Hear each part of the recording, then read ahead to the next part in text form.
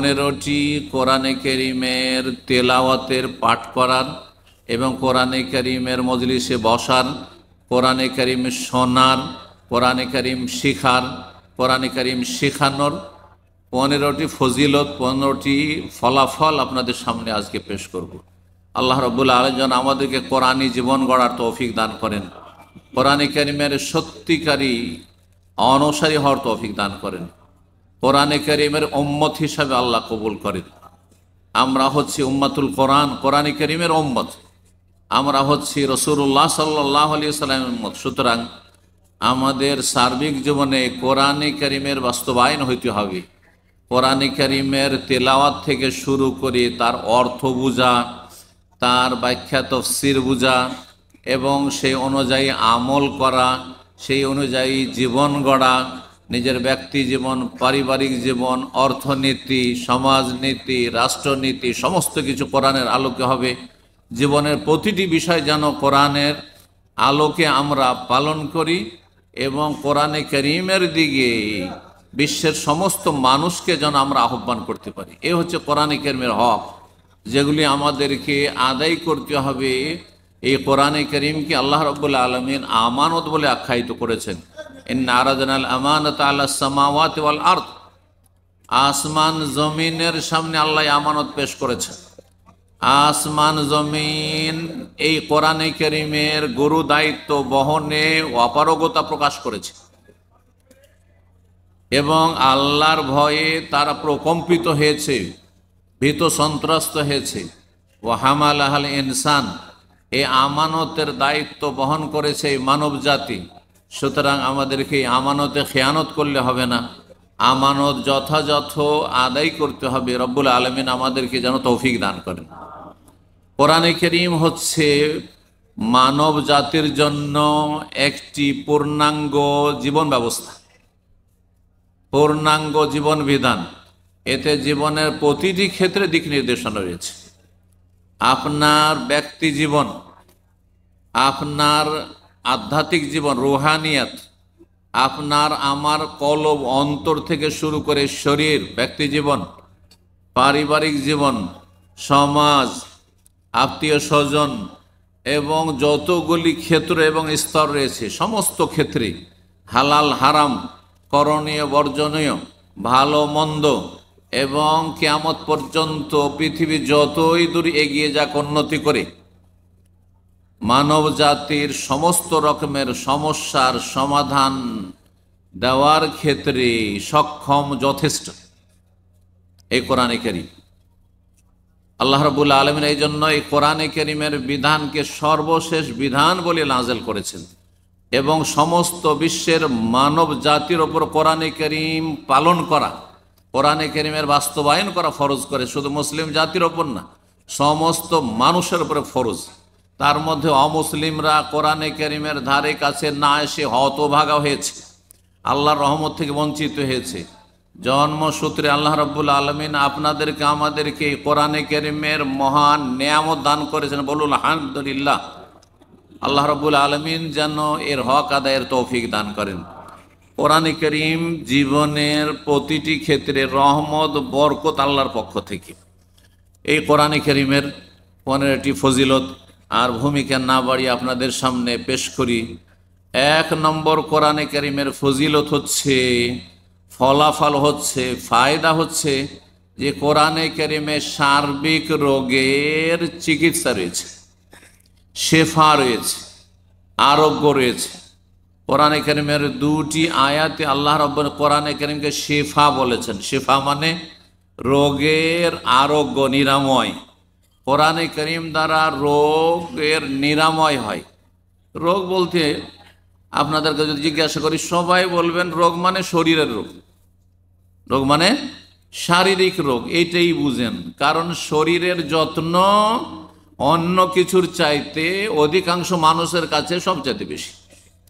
শরীরের পরিচর্যার জন্য আর শরীরকে একেবারে আকর্ষণীয় সুঠাম রাখার জন্য শরীরের যত রকমের যত্ন লাগে কত না মানুষ খরচ করছে। মহিলারা মেকআপে কত করছে, পুরুষরা আর শরীরের স্কিনের যত্ন নেওয়ার জন্য, চামড়ার যত্ন নেওয়ার জন্য কত না খরচ করছে। আল্লাহ রাব্বুল আলামিন সঠিক বুঝ দান করেন।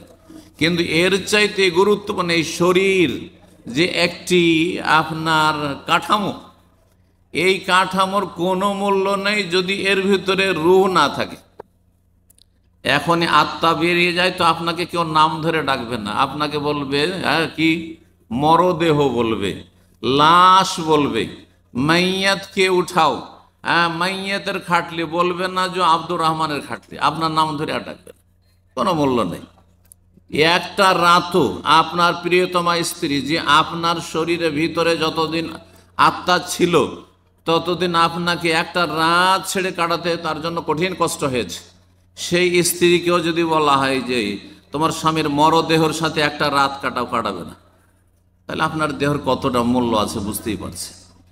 আর এ দেহকে রোগ মুক্ত করা আর শরীরকে সুস্থ রাখাটা কি মুখ্য সুস্থতা অধিকাংশ মানুষরা, বরং প্রায় মানুষরা বুঝেছে, আসলে সঠিক বুঝ আমাদের কাছে নেই। তাহলে কোরআনে কারিমে যে রোগের আরোগ্য রয়েছে, রোগগুলো কি? 3 রকমের রোগ রয়েছে মানুষের। এক হচ্ছে ইমানি রোগ। সবচেয়ে বড় রোগ হচ্ছে কিসের রোগ? ইমানি রোগ। ইমানের ক্ষেত্রে যদি আপনার ইমান ইসলাম যদি রোগাক্রান্ত হয়, রোগী হয়, তাহলে এই রোগী ইমান নিয়ে, এ রোগা ইমান নিয়ে, অসুস্থ ইমান ইসলাম নিয়ে আল্লাহর কাছে হাজির হয়ে জান্নাত পাবেন না, জাহান্নামে যেতে হবে। ইমানের রোগ থাকা, 2 রকমের রোগের কথা কোরআনে কারিমে আল্লাহ বর্ণনা করেছেন। সংশয়ের রোগ, শুবহাতের রোগ। এই সংশয়ের কারণে মানুষ কাফের হয়, মানুষ নাস্তিক হয়, মানুষ মুরতাদ হয়, মানুষ সাহের জাদুকর গণক জ্যোতিষী হয়, ইমান ভঙ্গ করে, মানুষ বেদিন বেমান হয়, মানুষ মাজার পূজা করে, মূর্তি পূজা করে। এগুলো কিসের জন্য? শুবহাতের রোগে আক্রান্ত, সেই জন্য তার ইমানে সংশয়ের রোগ রয়েছে। আর আরেক রোগ রয়েছে ইমানি রোগ, সেটা শাহওয়াত, মানে কুপ্রবৃত্তির রোগ। এই কুপ্রবৃত্তির শাহওয়াতের রোগের কারণে, শাহওয়াত মানে মনের পূজা করা, মন যা বলে তাই করা, মন যা বলে তাই বলা। মন চাই ব্যভিচার করতে, ব্যভিচারের জীবনযাপন, লুচ্চামি করে। মন চাই বেঈমানি করে হোক আর যেইভাবে হোক, জুলম অত্যাচার করে হোক, ঠকে হোক, পয়সা কামাতে, সুতরাং পয়সা কামে, হারাম করে হারাম খায়। তো এই যে শাহওয়াতের রোগ, কুপ্রবৃত্তির রোগ, কুপ্রবৃত্তির রোগের কারণে যতগুলি সামাজিক অপরাধ রয়েছে অথবা বিভিন্ন রকমের যে পাপগুলি রয়েছে, ধর্মীয় পাপ ছাড়া, আপনার ধরেন ফজরের নামাজ পড়েন না আপনি, অথবা কোনো নামাজই পড়েন না আপনি, শুধু জুমা পড়া মুসলমান, কেন? আপনার কুপ্রবৃত্তির রোগে আপনি আক্রান্ত।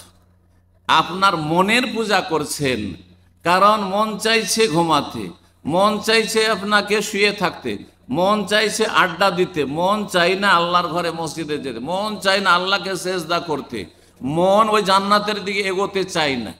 আপনি শাহওয়াতের রোগে আক্রান্ত। তো কোরআনে কারিমে সবচেয়ে বড় রোগ, যেই রোগ আপনাকে আমাকে জাহান্নামে নিয়ে যাবে, জাহান্নামে নিয়ে যাবে, যেই রোগ ইবলিস শয়তানকে জাহান্নামে নিয়ে গেছে, যেই রোগ ফেরাউন, কারুন, হামান, আবু জাহাল, আবুল আহাবকে জাহান্নামে নিয়ে গেছে, সেই রোগের চিকিৎসা রয়েছে 1 নম্বরে কোরআনে কারিমে। 2 নম্বরের চিকিৎসা হচ্ছে মানসিক রোগের চিকিৎসা রয়েছে। অনেকে শারীরিক সুস্থ, একবারে দেখতে টল ফিগার, সুঠাম, কত সুন্দর মানুষ, আর খাওয়া দাওয়ার কোনো অভাব নেই, টাকা পয়সার কোনো অভাব নেই, আর দুনিয়ার সুখের সামগ্রীর কোনো অভাব নেই, কিন্তু এত ডিপ্রেশনে ভুগছে, এত মানসিক অশান্তিতে ভুগছে যে টেনশনে তার ঘুম হয় না, ওষুধ খেয়েও ঘুম হয় না। আছে না এরকম লোক? তাহলে এর কিসের রোগ রয়েছে? শরীরে কোনো রোগ নাই, ডাক্তারে কোনো রোগ খুঁজে পায় না। কিসের রোগ রয়েছে? মানসিক রোগ রয়েছে, মানসিক অশান্তি। এই মানসিক অশান্তির চিকিৎসা হচ্ছে কোরআনে কারীম, আলা বিযিকরিল্লাহ তাতমাইন্নুল কুলুব। আল্লাহর জিকির, আর সবচেয়ে উত্তম জিকির হচ্ছে কোরআনুল কারীম। আল্লাহর জিকিরে, কোরআনে কারীমে মানুষের মনে প্রশান্তি ফিরে আসে। আপনি একটু লম্বা সিজদা করেন, আপনি একটু দীর্ঘ সময় ধরে কোরআন তেলাওয়াত করেন, আপনি কোরআনে কারীম অর্থ বুঝে তেলাওয়াত করেন, কোরআন কারীমটা সামনে নিয়ে বসে একটু তার তরজমা তাফসীর পড়েন, আপনার মনে শান্তি ফিরে আসবে। হ্যাঁ, দুনিয়া আপনার কাছে তুচ্ছ মনে হবে। দুনিয়া এখনই শেষ হয়ে যেতে পারে, এক্ষুনি কথা বলছি আমার দুনিয়া শেষ হয়ে যেতে পারে, এক্ষুনি আপনাদের দুনিয়া শেষ হয়ে যেতে পারে। কার যে কখন দুনিয়া শেষ হয়ে যাবে কোনো মূল্য নেই এই দুনিয়ার। হ্যাঁ, এ কথা কখন আপনার মস্তিষ্কে বসবে? যখন আপনি আল্লাহকে বেশি বেশি স্মরণ করবেন। আর সবচাইতে উত্তম স্মরণ, উত্তম জিকির হচ্ছে কোরআনে নাযালনা জিকর, আমি জিকির নাযিল, উপদেশ। আল্লাহ কোরআনে কারীমকে জিকির বলে আখ্যায়িত করেছেন বহু আয়াতে। তৃতীয় রোগ হচ্ছে শারীরিক রোগ। কোরআনে কারীমে আল্লাহ এত রহমত বরকত দিয়েছেন যে শরীরের রোগ ভালো হবে আপনার ঈমান ইয়াকিনের সাথে যদি করেন। এই জন্য অনেক শারীরিক রোগে রুকিয়া দম করলে, ফুঁক দিলে ভালো হয়ে যায়, দোয়া পড়লে ভালো হয়ে যায়, আয়াত পড়লে ভালো হয়ে যায়। সূরা ফাতিহা শিফা মিন কুল্লি দা, নবী সাল্লাল্লাহু আলাইহি ওয়াসাল্লাম সূরাতুল ফাতিহাতে শিফা মিন কুল্লি দা, সূরা ফাতিহা প্রত্যেক রোগের শিফা রয়েছে তাতে। জি, তাহলে আজকে এতটা যদি আলোচনা মনে রাখেন যথেষ্ট, তাই না? যে কোরআনে কারীম এত রহমত বরকত, এতে আপনার ইমানি রোগের চিকিৎসা রয়েছে, মানসিক রোগের চিকিৎসা রয়েছে, শারীরিক রোগের চিকিৎসা রয়েছে, রোগমুক্ত একজন মানুষ এই জন্য যে কোরআনে কারীমকে লালন করে, কোরআনে কারীমকে ধরে আছে, কোরআনে কারীম মোতাবেক জীবন গড়ে, সেই ব্যক্তির মতো শান্তিতে কোনো রাজা বাদশাহ নেই, রাষ্ট্রপতি প্রধানমন্ত্রীরাই, দুনিয়ার ধন কুবজার শীর্ষস্থানীয় টপ 10 তারা ওই শান্তিতে নেই। তাদের অশান্তির শেষ নেই। তাদের পাশাপাশি বসলে বুঝতে পারবেন যে তারা কত অশান্তিতে আছে। আলহামদুলিল্লাহিল্লাযী আফানা মিম্মা ইবতালাহুম বিহি ওয়া ফাদ্দালানা আলা কাসীরিম মিম্মান খালাকা তাফযীলা। তো বলছিলাম কোরআনে কারীমে শিফা রয়েছে। এই মর্মে সূরা বনী ইসরাঈল সূরাতুল ইসরা আয়াত নম্বর 82 রয়েছে এবং সূরা ইউনূসের আয়াত নম্বর 57। সময়ের স্বল্পতার জন্য খুব সংক্ষেপ করে বলে দিলাম। আল্লাহ বলছেন ওয়ানুনাজ্জিলু মিনাল কোরআন মা হুয়া শিফা, কোরআন নাযিল করেছে যাতে শিফা রয়েছে, রোগের আরোগ্য রয়েছে। আল্লাহ বলছেন ইয়া আইয়ুহান নাস কাদ জাআতকুম মাউইযাতুম মির রাব্বিকুম ওয়া শিফাউল লিমা ফিস সুদূর, তোমাদের অন্তরে রোগের শিফা রয়েছে। আল্লাহ রাব্বুল আলামিন বলছেন অন্তরের রোগ কি? অন্তরের রোগ হচ্ছে আপনার ঈমানি রোগ, সংশয়ের রোগ, সন্দেহ রোগ, আপনার শাহওয়াত কুপ্রবৃত্তির, মনের পূজা করার রোগ, আর তারপরে মানসিক অশান্তির রোগ, অন্তরে শান্তি পাচ্ছেন না, এই সমস্ত রোগের কথা আল্লাহ রাব্বুল আলামিন ইঙ্গিত করেছেন এই আয়াতগুলিতে। 2 নম্বর ফজিলত হচ্ছে যারা কোরআনে কারীমের সাথে সম্পর্ক রাখে, কোরআনে কারীমে তেলাওয়াত করে, দৈনন্দিন কোরআনে কারীম অর্থ বোঝার চেষ্টা করে, কোরআনে কারীম পড়ার চেষ্টা করে, কোরআনে কারীম মুখস্থ করার চেষ্টা করে, কোরআনে কারীমের আপনার বেশি বেশি পাঠ করার, খতম করার চেষ্টা করে, তবে বুঝে পড়লে বেশি ভালো, এবং কোরআনে কারীম মোতাবেক আমল করে। কোরআনে কারীমে যতগুলি স্তর রয়েছে হক আদায়, এগুলি যারা করে তাদেরকে আল্লাহ গাফিল উদাসীনদের দলে শামিল করবেন না। কারণ গাফিলদের দলে যদি শামিল হয়ে যান তাহলে জান্নাত নসিব হবে না। আল্লাহ রাব্বুল সূরা ইউনূসের একটি আয়াত ইরশাদ করেছেন ইন্নাল্লাযীনা লা ইয়ারজুনা লিকাআনা ওয়া রাযু বিল হায়াতিদ দুনিয়া ওয়া তামান্নু বিহা ওয়াল্লাযীনা আন আয়াতিনা গাফিলুন, যারা আমার আয়াত থেকে গাফিল, উলাইকা মাওয়াহুম আন-নার, তাদের বাসস্থান হচ্ছে জাহান্নাম। সুবহানাল্লাহ। কোরআনে কারীমের সাথে সম্পর্ক থাকলে আপনি গাফিল না, আপনি সজাগ। গাফিল কাকে বলা হয়? উদাসীন, বেপরোয়া।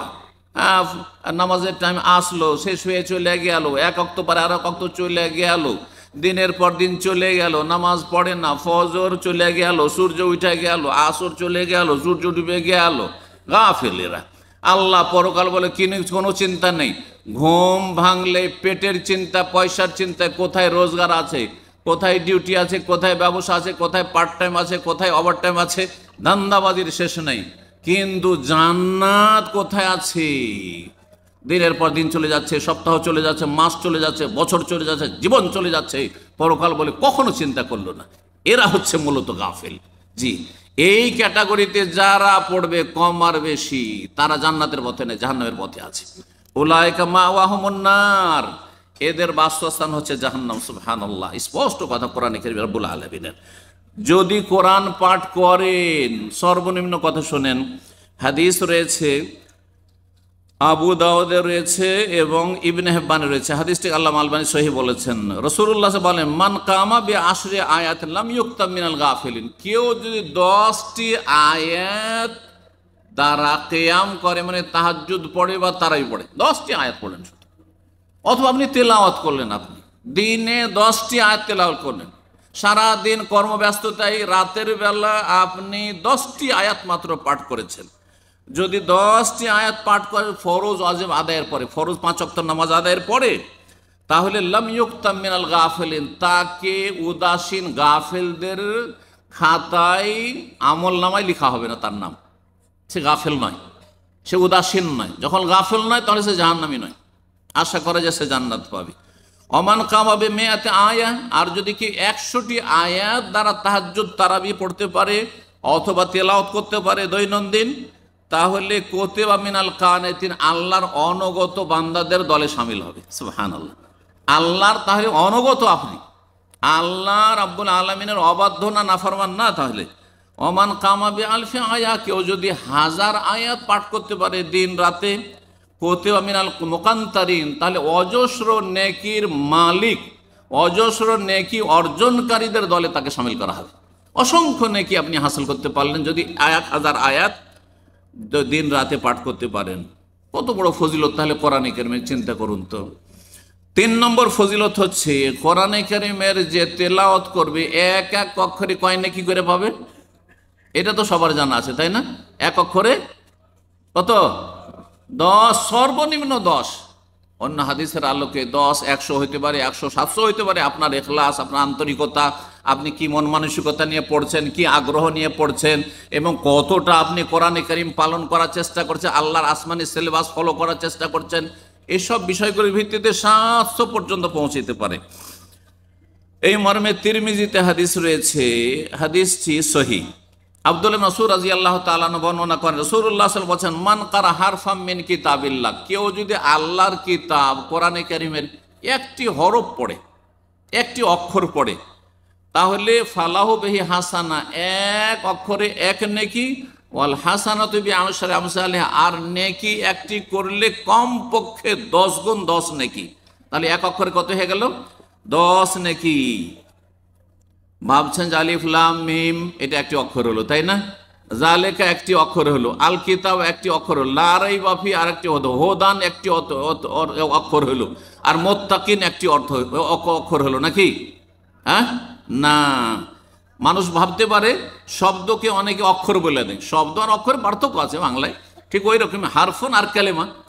তো নবী সাল্লাল্লাহু আলাইহি ওয়াসাল্লাম বলছেন, লা আকুলু আলিফ লাম মিম হারফ, আমি বলছি না যে আলিফ লাম মিম একটা অক্ষর হলো, বরং 3টি অক্ষর হলো। কয়টি অক্ষর হলো? আলিফ একটি, আলিফে 10, লামে 10, মিমে 10। জালেকা পড়লেন আপনি, যা পড়লেন, আলিফ তাতে রয়েছে খাড়া আলিফ, তারপর লাম রয়েছে, তারপরে কাফ রয়েছে। চিন্তা করুন তাহলে, তাহলে জালেকাতে 40 হয়ে গেল, 4টি অক্ষর রয়েছে। আল কিতাব আলিফ লাম কাফ তা আলিফ বা, তাহলে 6 হয়ে গেল, 60 হয়ে গেল। জালিকাল কিতাব পর্যন্ত কত হয়ে গেল চিন্তা করুন তো দেখি। হ্যাঁ, আলিফ লাম মিমে 30 হয়ে গেল, জালিকাতে 40 হয়ে গেল, আর আল কিতাবে হয়ে গেল 60। সুবহানাল্লাহ, কত নেকি তাহলে চিন্তা করুন তো দেখি। বাল আলিফুন হারফুন, বরং নবী সাল্লাল্লাহু আলাইহি ওয়াসাল্লাম বলছে আলিফ হচ্ছে একটি অক্ষর, লামুন হারফুন ওয়া মিমুন হারফুন, মিম হচ্ছে আর একটি অক্ষর। তা আলিফ লাম মিম বললেই কত লাগলো? 1 সেকেন্ডও লাগলো না, কিন্তু আপনার 30টি নেকি হয়ে গেল। কত নেকির পাহাড় তাহলে জমে যাচ্ছে। যে ব্যক্তি কোরআনে কারিম সবসময় পড়ছে, কোরআনে কারিমের ছাত্র অথবা কোরআনে কারিমের শিক্ষক অথবা কোরআনে কারিম এমনি তেলাওয়াত করে, কোরআনে কারিম মুখস্থ করে, কতবার সে পড়েছে আর কতবার সে পড়তে আছে। 4 নম্বর ফজিলত হচ্ছে কোরআনে কারিম কিয়ামতের মাঠে, হাসরের ময়দানে কোরআন তেলাওয়াতকারীর জন্য, কোরআনের আলেমের জন্য, কোরআনের হাফেজের জন্য, কোরআন যে এমনি তেলাওয়াত করবে, কোরআন যে মুখস্থ করবে, দৈনন্দিন কিছু না অল্প স্বল্প তেলাওয়াত করে, তার জন্য আল কোরআন আল্লাহর কাছে গিয়ে সুপারিশ করবে যে আল্লাহ একে আমি জান্নাতে নিয়ে যাব। হ্যাঁ, একে তুমি জান্নাত দাও, কারণ এই কোরআন তেলাওয়াত করেছে। এই মর্মে রাসূলুল্লাহ সাল্লাল্লাহু আলাইহি ওয়াসাল্লামের হাদিস রয়েছে, ইকরাউল কোরআন, তোমরা কোরআন তেলাওয়াত করো, ফাইন্নাহু ইয়াতি ইয়াউমাল কিয়ামাতি শাফিআন লিআসহাবি, কারণ কোরআনে কারীম কিয়ামতের দিনে কোরআন ওয়ালার জন্য, কোরআন ওয়ালা মানে কোরআন ওয়ালা ব্যাপক অর্থ, কোরআন ওয়ালা যে ব্যক্তি কোরআন তেলাওয়াত করে, যে ব্যক্তি কোরআনের ছাত্র, কোরআনের শিক্ষক, কোরআনের আলেম, কোরআনের হাফেজ, কোরআনের কারি, অথবা কোরআন দৈনন্দিন, কোরআন হাফেজকারী কিছুই নেই, সাধারণ মানুষ আপনাদের মতো, কিন্তু কোরআনে কারিমে দৈনন্দিন কিছু না কিছু আয়াত তেলাওয়াত করে, অর্থ বোঝার চেষ্টা করে, আমল করার চেষ্টা করে, যা কিছু পড়ে আমল করার চেষ্টা করে, ফাইন্নাহু ইয়াতি ইয়াউমাল কিয়ামাতি শাফিআন লিয়াশফি, কিয়ামতের দিনে কোরআনে কারিম কোরআনওয়ালার জন্য সুপারিশ করবে রব্বুল আলামিনের কাছে।